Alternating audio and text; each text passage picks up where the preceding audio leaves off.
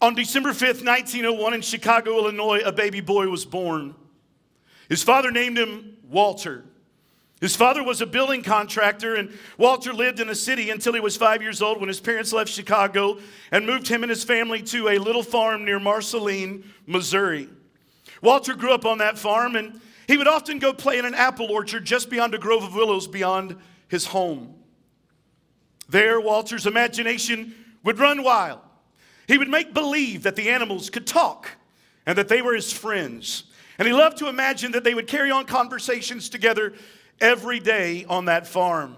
When he graduated high school, he attended Metropolitan Junior College in Missouri and had great aspirations of becoming a news reporter. By all accounts, Walter wanted to be a newsman. He was fascinated by being a columnist and a writer, and he had these dreams of breaking big story after big story and framing these words in a way that would compel people to the latest news that was happening of the day. He finally caught a big break. He was hired by the Kansas City Star newspaper. It was finally here. Now he could get on with his dream and start building the life of purpose that he always believed that he would have. Of course, it really didn't work out that way. His dream of revolutionizing the world of media and news were dashed when after only 6 months from his hiring, he was fired from the newspaper. He wasn't fired because he wasn't a hard worker. He wasn't fired because he was ever late. He wasn't fired because he lacked initiative. They fired him because of a lack of creativity. Turns out, Walter couldn't write a compelling article to save his life. He was crushed. He was bewildered. He was confused. This is all he'd ever dreamed of. It's all he ever told his parents he wanted to be and do. And for the next months, he didn't know what he was going to do as he looked for a job. He reeled in the failure of that moment. And that moment of that big failure could have been the end of Walter's media career, but it wasn't. In fact, it led him to quit writing words altogether. And instead, his mother recognized that he had a particular gift. And she said, Walter, instead of writing words, why don't you draw pictures? Pictures indeed, he would draw. Of all things, the animals that he had grown up with on that little farm in Marceline, Missouri. Those pictures would go on not only to make him famous, but to be wealthy beyond his wildest dreams. In fact, the company that bore his name would go on to buy the ABC network, who ironically just happened to own the Kansas City Star. They could have never known. They could have never known what they started that day, the day they fired Walter Elias Disney. Let me ask you a question. What do you fear the most? What do you fear the most? Of the many people in this auditorium this morning, I am certain the answer to that question would be pretty diverse. On the surface anyway, I'm pretty sure there would be a long list of surface things that people would say, like spiders. I'm right there with you. If I get a spider on me, you'll think I know karate, baby. I mean, it's immediate. Snakes. I'm with you, big dog. I can't do snakes either. Financial difficulty for some people, death, harm coming to a loved one. We all struggle with some fear on some level, but here's what I want you to know. If we boil down everything to its most common denominator and really tapped into the thing that gives true fuel to our fear, I am convinced at the core of it all, we feel failure the most. And let me specify what I mean by failure. There's something inside every one of us that desperately fears losing or not having the things that we have planned in our heart or believed for in our heart or hoped for in our heart work out for us. But here's the thing. If you stop for just a second and thought about it, I bet that you would recognize that the only reason that you're here now and walking in the purpose and the experiences that you are today is because somewhere something didn't happen the way you thought it would or the way you wanted it to. And some of the greatest blessings of your life, with the power of retrospect and the ability of some time to look back, you would see that really it didn't work out, and it didn't work out for your good. John Chancellor once wrote, if you want to make God laugh, tell him your plans.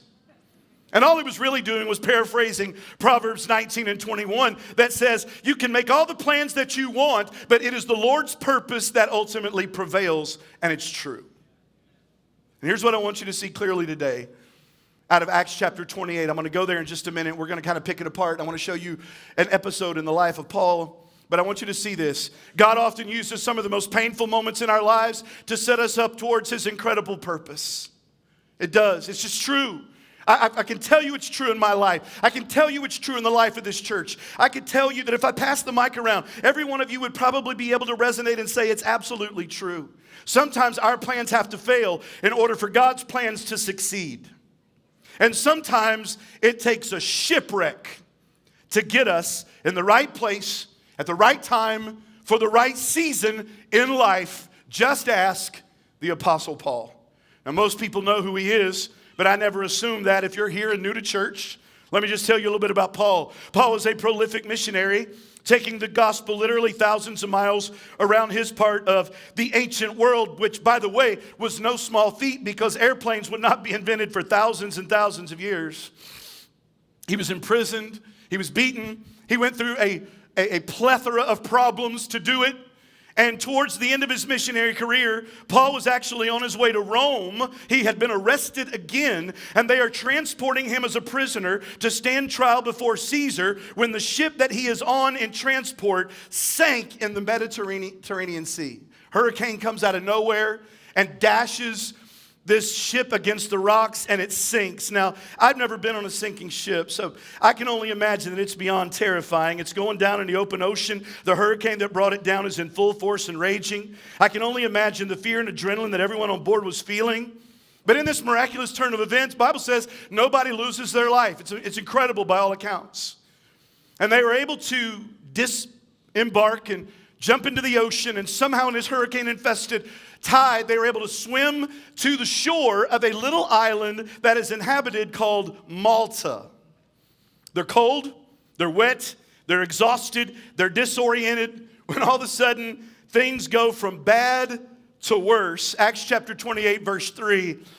As Paul is gathering an armful of sticks and was laying them on the fire they had built, a poisonous snake, driven out by the heat, came out and bit him on the hand, and the people just saw it hanging from his hand. Now, I'm going to stop and say this, because when I read it, this is the way I read the scriptures. I kind of put myself in the text, and I thought this as I read this last week. Bro, I've had some bad days. You know what I mean?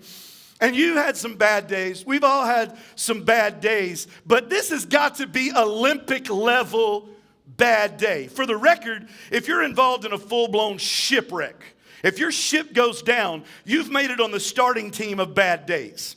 But then after a shipwreck, if you make it to shore with your life, and then just minutes later, a poisonous snake bite happens to you, you're in the Hall of Fame of bad days. Your face is on the poster of bad days. You're on the milk carton, bro, of bad days. And if I was Paul, I was just thinking this out loud. If I was Paul and was standing there cold, wet, and hungry, and a pit viper hanging from my hand, that's when I go, really, God? Seriously, bro? A shipwreck's not enough. Yeah, it's not enough that I just barely got out with my life. You felt like I needed a little pit viper on the side, a little rattlesnake to boot. I mean, why didn't you just let me drown? Now I'm going to puff up like the Michelin Man and die a slow, miserable death on this seashore. But here's the thing about God. Listen, the thing about God is he has this amazing way, I'm just telling you, of turning and transforming what appears to be a bad break or bad luck into a big break and his will, his destiny, and his purpose. Let me show this to you. This is an amazing passage to me. It always has been. Let's pick it back up in verse 4. The people of the island saw it hanging from his hand, and they said to each other, yeah, murderer, no doubt. Though he escaped the sea, justice will not permit him to live. They're just saying, karma, man. This guy made it out of the sea. How bad do you have to be for God to judge you like that? That's what they're thinking.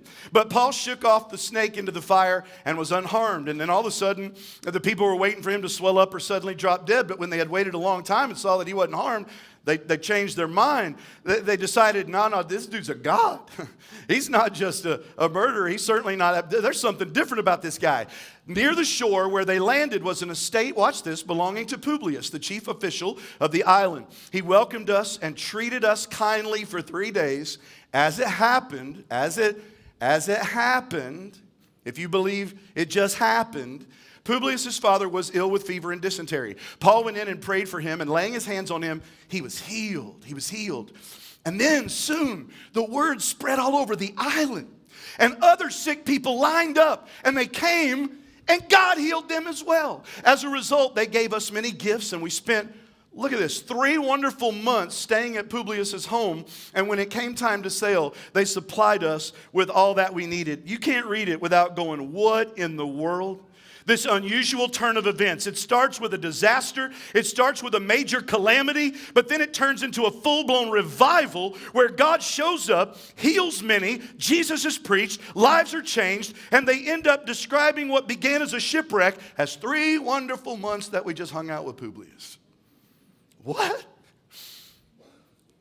That is what God specializes in. This is how God works. This is how God moves. This is how God gets involved. This is how God operates the universe. Here's what I want to do for my few moments today. I want to share with you 2 observations, and then I want to give you 3 spiritual words of instruction today about how to deal with shipwrecks and snake bites and how to deal with the difficult moments in life. I want to show you the first thing that I've learned in my life that the Bible bears out, that I've certainly bore out at 52 years of age. God specializes in divine detours. He doesn't just settle for them, He specializes in them. Things and places you never planned on being. Can I state the obvious? Paul and Publius should have never met. Malta was never on Paul's itinerary. And even if somehow Paul had wanted to go to Malta and have an audience with the governor and the magistrate as a prisoner of the imperial regiment, he would have been laughed off of the island. What got him an audience with the most powerful man on the island was a shipwreck and a snake bite. It strategically positioned him to be front and center with the most influential dude there. And I'll promise you that when Paul was packing up and setting sail, a shipwreck and a snake bite were not part of his plan. Nobody in their right mind would dream or desire such horrific events, but sometimes God will, listen please, I love you, God will change your course and use failed efforts and use tragic moments in our life to create a path of amazing purpose that you and I never even knew was possible. Some of the most enlightening parts of the Bible to me are not even in the written pages. Of course they are. But I want you to know that all of your Bible is inspired, even the parts you've never really probably looked at, like the appendix. You know what the appendix is? It's that front and back where there's all of these maps and there's all of these geography. And I want to show you that theirs inspired as well. Here's a map of Paul's missionary journeys. I want to show you something. Look at it. There's very few straight lines in this. It's zigging and zagging and going all over the place. And you're like, dude, he was a terrible planner. I mean, why? It should look sequential, but it's not. It's just this massive zigzag of lines. There's not hardly a straight line anywhere. What significance is that? You do a little research, and what you're going to discover is that most of these were never on his itinerary. Paul never sat down and made a plan to go to many of these places. For example, he ended up in Athens because an angry Jewish mob ran him out of town in Thessalonica and threatened his life. And he had to just respond in the middle of the night, and he ended up in another town.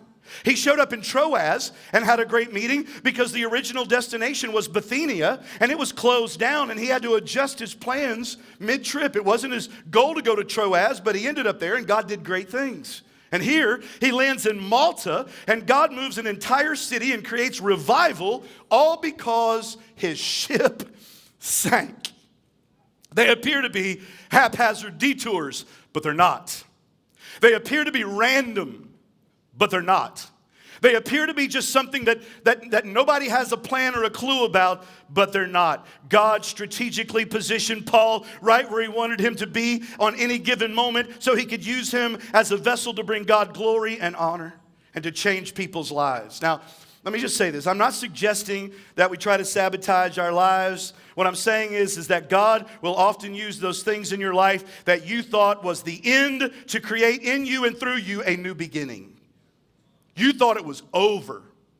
And it wasn't at all. It was a setup. God is actually doing something different and new through that thing that you thought was the end. While our failed plans and tragic moments are discouraging and disappointing to us, God often uses those things that seem to be taking us off our course so that He can keep us on His divine course.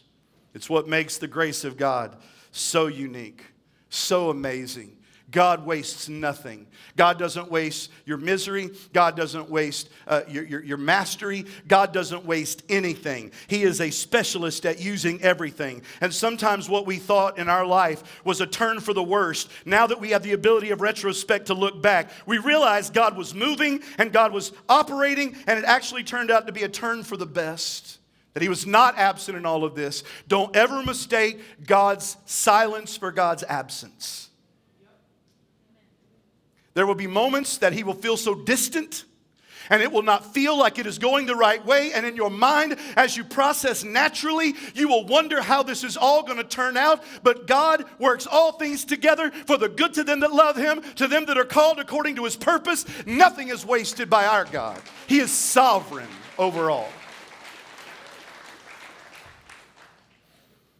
Here's what I've learned in my life. Second thing. Disorienting times lead us to a deeper dependence on God. Bro, this is true. If everything was up and to the right all the time, if everything went our way all the time, if everything was just the way we scripted it and we planned, we would never depend on God. Now, we don't say that kind of stuff out loud, but you know it's true. We get so dependent on our ability, dependent on our financial prowess, dependent on our plans, dependent on our ability to work things out. I want you to see this. See, in the normal human experience, this is so odd to us because we moved along a different continuum in our life. In the human experience, we moved down a continuum from total dependence to total independence, right? We have a lot of babies in our church. I mean, a lot of babies in our church. These babies can't do anything for themselves. They are totally dependent upon their parents to feed them, to rock them, to dress them, and to change them. And our goal as parents is to move our children, or it should be, from dependence on us to total independence on themselves. That's the goal. I mean, you know this. Potty training may be cute at 12 months, but at 12 years, bro, it ain't funny no more. It ain't funny no more. Yeah. Here's what I'm saying. A healthy relationship between a parent and a child, watch this, moves from dependence to independence. But when you come to the things of the Spirit, it's totally different. A healthy relationship with our Heavenly Father always moves us from a state of independence to dependence on Him. That's what it looks like when we grow and we mature in God. See, spiritually speaking, we all start out in a state of independence. When we lived in sin and only lived for ourselves, we were basically living independent from God, living as though God doesn't exist, trying to make our own way, trusting in our own ability, believing only for what we can produce and exist only to please ourselves. But when we begin to grow in Christ, there is a shift in the opposite direction. And now maturity looks vastly different than in the normal cycle of human relationships. Where physical maturity is growing into a state of independence from our earthly parents, spiritual maturity is growing daily into a state of complete dependence upon our Heavenly Father. And I'll tell you this, there ain't nothing that'll fast-track dependence like a shipwreck. There ain't nothing that'll fast-track dependence like a snakebite, boy. There ain't nothing that makes you turn from yourself and realize how futile it is to trust in your own ways, to believe in your own ways, and to put all of your trust in yourself like a shipwreck and a snake bite when everything that you knew was stable is shifting and moving. There is nothing like disorienting moments of life that cause greater dependence on God. I thought about this last week. I thought about how everything in our life normally starts with orientations. You thought about this?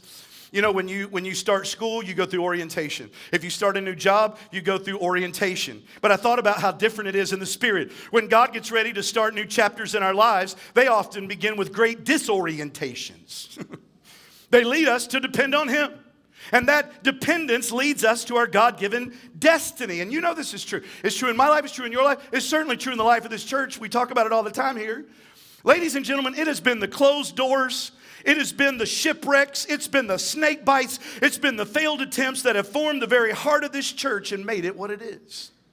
If you remember our documentary back in April, we were kicked out of Mabane Middle School. We thought it was a wonderful open door. And when they kicked us out after 18 months, we had about 60, 70 people. I said, this is terrible. This is horrible. And then when I walked into the elementary school cafeteria, I knew it was horrible and terrible.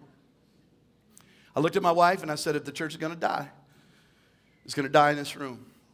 There's no way. I couldn't stand it. The smell was so terrible. Everything was horrible. I knew we were looking at a 2.5-hour setup and tear down. I knew it was going to be some of the most difficult moments of our lives, and certainly it was. But what we could have never known is that God was going to use that cafeteria to mold and shape the heart of this church, that we were going to turn into cage fighters at heart, that we were going to love God, love people, and serve others when it was easy. We were going to serve others when it was hard. We were going to serve others when it was convenient. We were going to serve others when we felt it. We were going to serve others when we didn't feel it. And I look back now and I realize we would not be where we are today, and God would not use this church the way He's using it had it not been for those shipwrecks and those moments of snake bites in that cafeteria. I didn't like it, not one moment of it. But that shipwreck taught us some things. And then God opened up the door and we bought 15 acres of property. We thought, my God, this is it. And then for the next 4 years, we couldn't build on that property, all because of one little microscopic thing that was holding it up. And me and God had some real conversations over those 4 years. I don't even want to tell you about them. Because I don't know how God just didn't go, shut up. Because maybe I will tell you. One. I said this to God before. I said, God, what are you doing? I know what I'm doing. I'm getting up every day and going to work. I know what I'm doing. I bankrupt my family and moved them from a church that we loved, that was comfortable, that was fine, to come down here with just a handful of people. I did what you told me to do. I'm holding up my end of the bargain, but what's going on with you? Now, listen, don't judge me, right? Because you can talk to God like that. He's okay. He's got big shoulders. He's a big boy. He knows that you're just frustrated and that you can only see what you can see.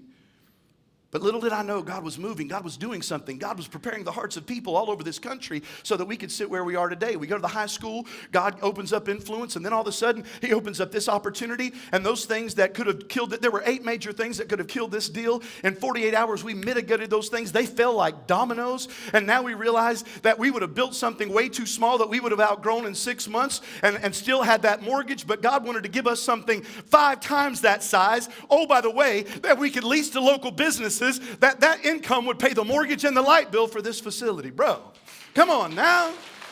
Come on now.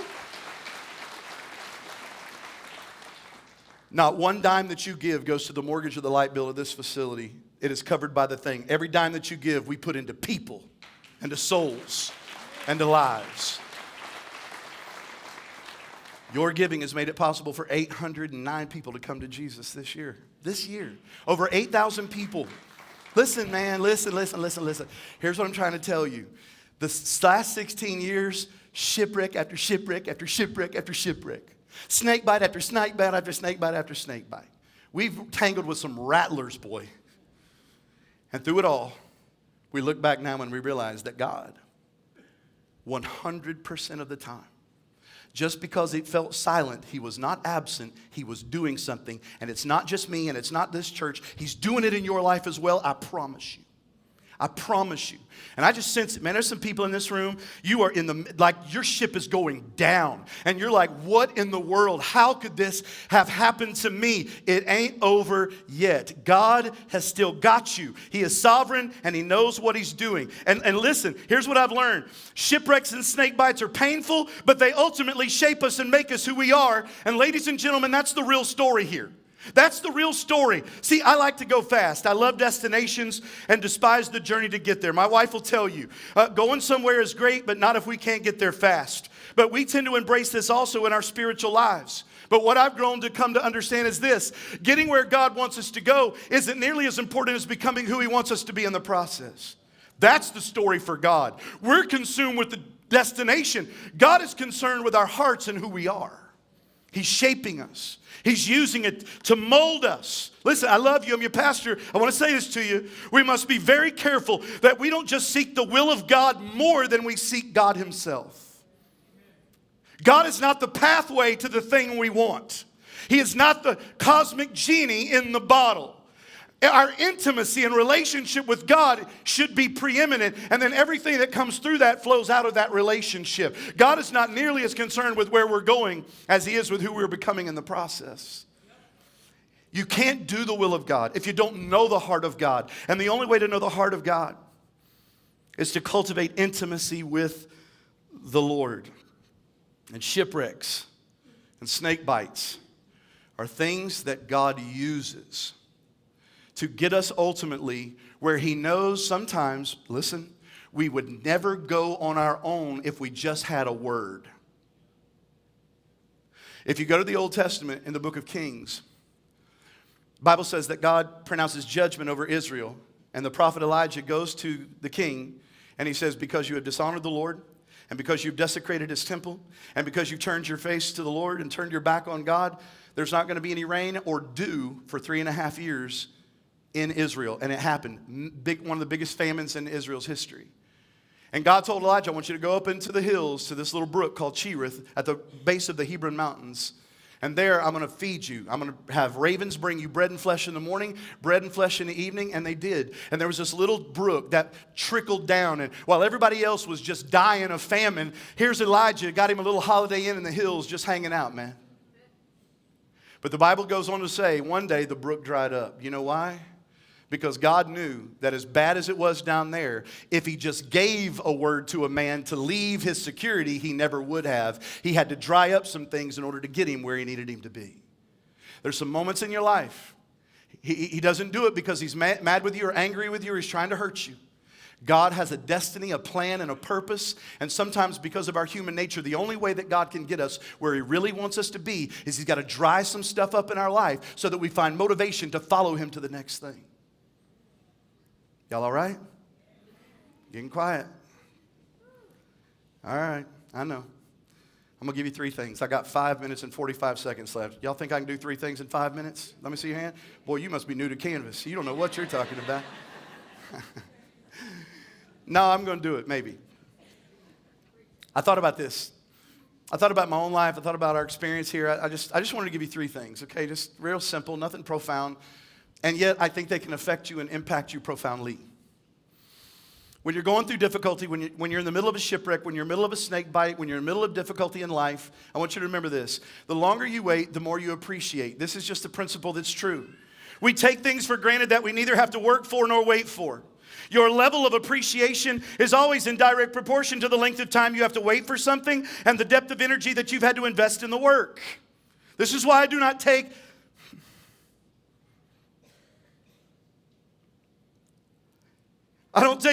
one thing in this church for granted. Because I remember when we had nothing. And I remember when we didn't even have a dream left. We didn't know where it was going to go. We thought it was going to die any minute. And there's not a moment I don't walk out on this stage and I don't see people give their lives to Jesus every week. And I don't see families restored and marriages restored. That God doesn't just break me down again. And I remember where we were and what God is doing now and how full and fulfilling it is to see God move. Bro, you need some shipwrecks and some snake bites in your life to fully appreciate those things in your life that God wants to give you. Don't take for granted. So embrace this. Embrace that. God, I understand now. The more I wait and work, the more I'm going to appreciate what it is that you're going to do in my life. Here's another one. Let me just give you the redneck version. Sometimes the most spiritual thing you can do is just hang in there like a hair in a biscuit. Okay, that's just it just is. I know it don't feel spiritual. I know it don't sound like, super wow. But I'm just telling you, bro, sometimes the most spiritual thing that you can do is just refuse to give up. Refuse to quit. Refuse to roll over. Refuse to lay down.